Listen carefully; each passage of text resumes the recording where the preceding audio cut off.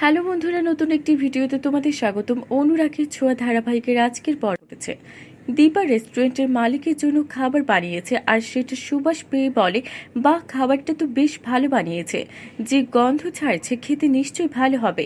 এদিকে দীপা রান্না শেষ করে খাবারটা এনে দিলে সেটা খেয়ে বেশ ভালো লাগে আর রেস্টুরেন্টের স্টাফরা খেয়ে বলে অনেক ভালো হয়েছে। দীপাকে বলে, তুমি তো অনেক বড় একটা রেস্টুরেন্টে কাজ করতে পারো। দীপা বলে, আমি এতেই ভালো আছি।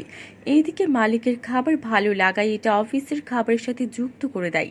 আর চারু ব্যাগ দিতে এসেছে আর দীপা ব্যাগটা নিয়ে চলে আসে আর চারুর মেয়েকে দেখতে যায় দীপা। আর চারু বলে, ও একটু বদমেজাজি, কারোর কোনো কথা শুনে না, ওর ইচ্ছে মতো চলে।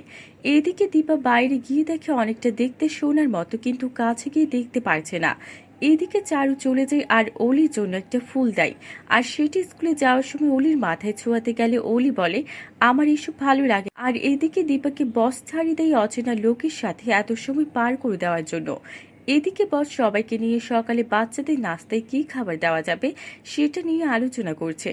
কারোর আইডিয়া পছন্দ হচ্ছে না।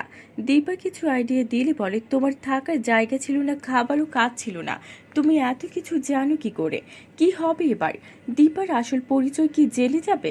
সবটা দেখতে আমাদের সাথেই থাকুন। ধন্যবাদ।